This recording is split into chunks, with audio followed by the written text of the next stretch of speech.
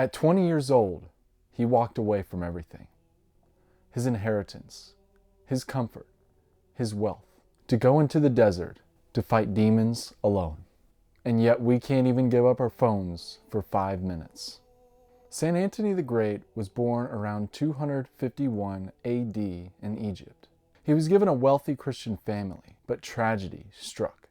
Both of his parents would end up dying young, leaving him and his sister all alone in a very harsh and unforgiving world. One Sunday, Antony was going to church as usual, but this weekend he listened to the gospel a little bit more intently. If you would be perfect, go, sell what you possess and give to the poor, and you will have treasure in heaven, and come follow me. Matthew chapter 19, verse 21. And St. Antony took this as guidance and literally sold everything and set out for his battle in the desert. Antony in his early desert life would seek extreme solitude in places like caves, old forts, or tombs.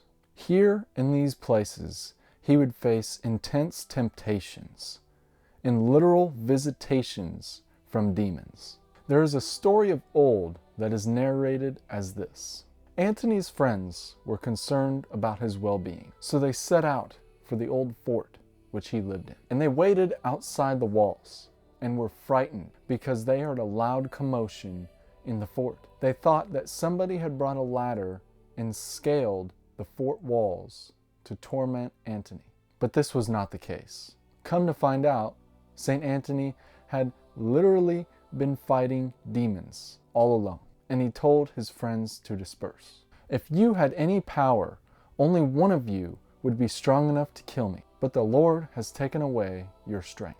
Now, regarding St. Antony in the desert, today it doesn't seem like he has a very modern application, but as you can see, this is not the case. St. Antony's story has close ties to our modern world.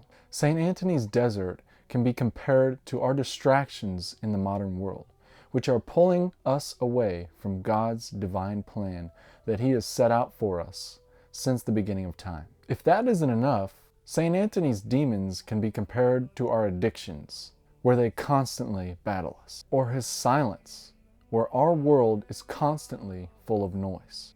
Most importantly, his discipline in the desert compared to our modern comfort culture. And let me ask you guys this one question. When was the last time that we sought out discomfort for the sake of holiness?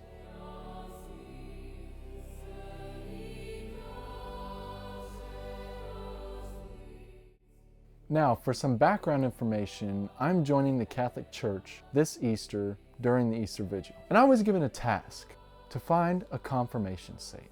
Now, I looked through the normal list of confirmation saints, but St. Antony caught my eye. I did not choose St. Antony because he was a safe choice. I chose him because he scares me. St. Antony in his teachings and his narrations tells us that silence and discipline are huge parts of our spiritual walk along with God. Antony is not the safe choice. He is the more spiritually demanding one, but more importantly, the more spiritually changing one. We are all offered this choice in our spiritual journeys nowadays, to pick the easy path or to pick the hard one. Enter by the narrow gate, for the gate is wide and the way is easy that leads to destruction, and those who enter by it are many. For the gate is narrow and the way is hard that leads to life, and those who find it are few. St. Antony walked in the desert to find God. Maybe our desert isn't sand and caves. Maybe it's turning off the noise. Maybe it's fasting. Maybe it's silence. Or maybe it's finally taking holiness seriously. St. Antony of the desert, pray for us.